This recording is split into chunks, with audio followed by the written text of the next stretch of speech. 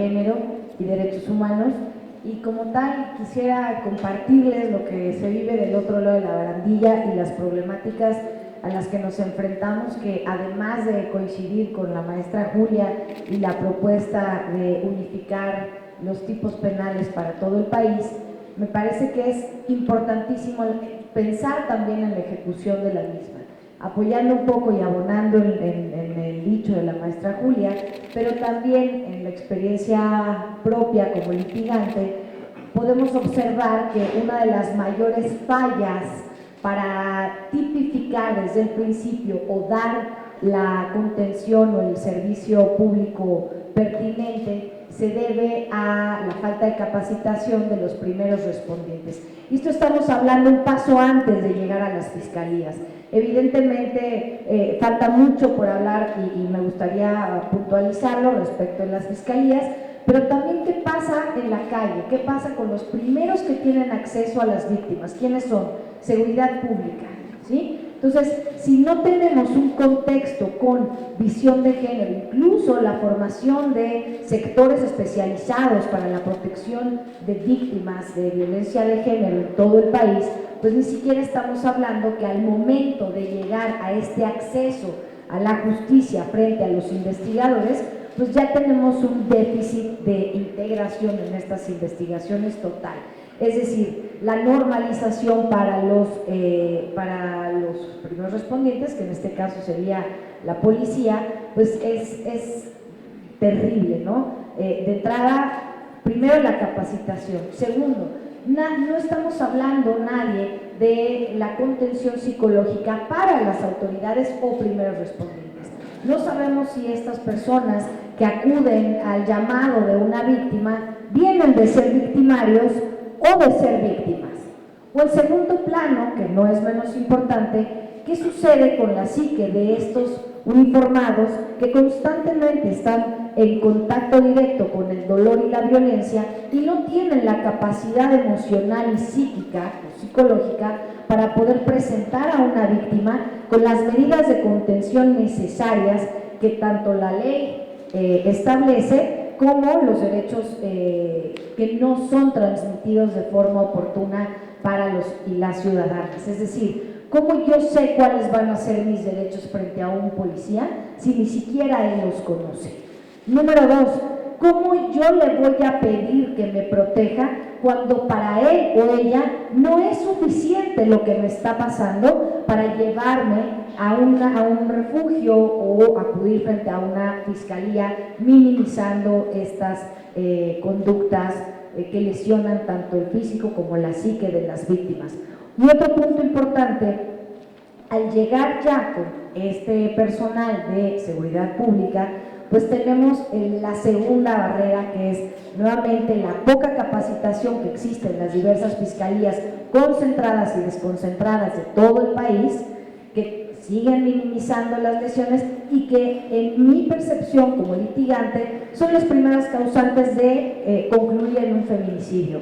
Es decir, durante 5 años, 1 año o el tiempo que sea, existe una mujer que ha presentado una denuncia de violencia familiar, 2 denuncias, 3 denuncias, y las diferentes fiscalías no consideran que deba ser sujeta a una contención y protección suficiente hasta que concluimos esta historia con un feminicidio que evidentemente a mi criterio también sería responsabilidad de las diversas fiscalías, porque ya se les avisó que hay una persona en riesgo, que hay una mujer que está siendo violentada y ni siquiera se otorgaron las medidas cautelares o de protección para que dicha mujer pueda poner su vida a salvo. Es decir, si bien es cierto, se unifica el Código de Procedimientos Penales para todo el país, ¿qué sucede cuando una fiscalía o un ministerio público necesita solicitar una medida cautelar, por ejemplo, con medidas de alejamiento de cuerpos o de no acercamiento a ciertos lugares? Entonces estamos en criterios del juez de control para que el Ministerio Público pueda darle la protección a esa víctima. Y nuevamente caemos en que cada vez que las víctimas acuden ante la autoridad para obtener este acceso a la justicia, el criterio o la valoración si es necesario o no darle esas medidas de protección a la víctima ya recaen sobre estas personas que tampoco tienen una capacitación suficiente respecto al género. Hace poco tuve oportunidad de buscar una cita y es muy breve el suceso, con la directora de periciales de la Ciudad de México, quien está encargada de toda la evaluación y división de peritos, en concreto peritos en psicología para el área de trata, para el área de delitos sexuales, etcétera. Acudí ante ella para decirle una necesidad que como ciudadana tengo. La mayor cantidad de asuntos que no avanzan y que se quedan suspendidos en un archivo de las investigaciones o en un ejercicio de la acción penal, deviene la responsabilidad de los psicólogos tratantes de las víctimas. Y ahí se reduce el mínimo esfuerzo de la autoridad investigadora.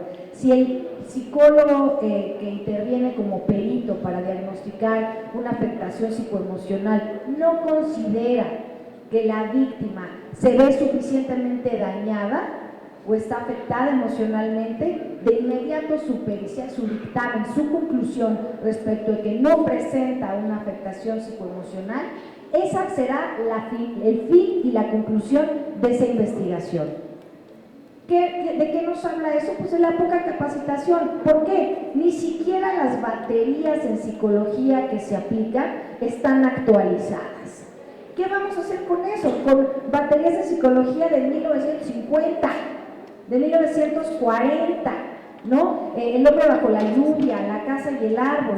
Y soy penalista, pero el sentido común nos lleva a entender que la evolución de atención a la psique de las personas y de las autoridades es fundamental y que no podemos seguir pensando que el capacitar tanto a los psicólogos como a las autoridades y a los policías y a los primeros respondientes es cuestión de locos.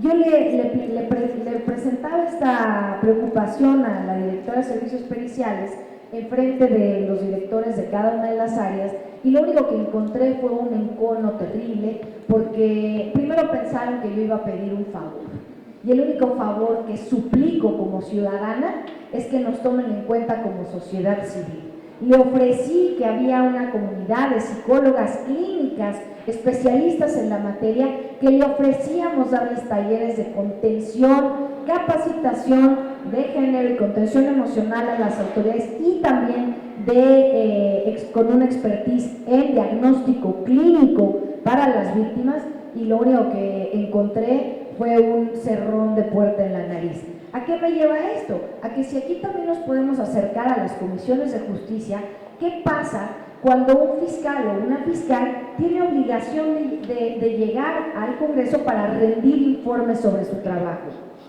¿Qué pasa con todos los casos que hoy estamos representando, luchando para que se haga justicia y nadie le pregunta al fiscal qué es lo que están haciendo sus inferiores jerárquicos? ¿Cuáles son las partes operativas en las que se ven limitados porque no tienen la capacitación y la visión de género? ¿Qué pasa con la tentativa de feminicidio? ¿Nos vamos a acotar solo a una tentativa de homicidio?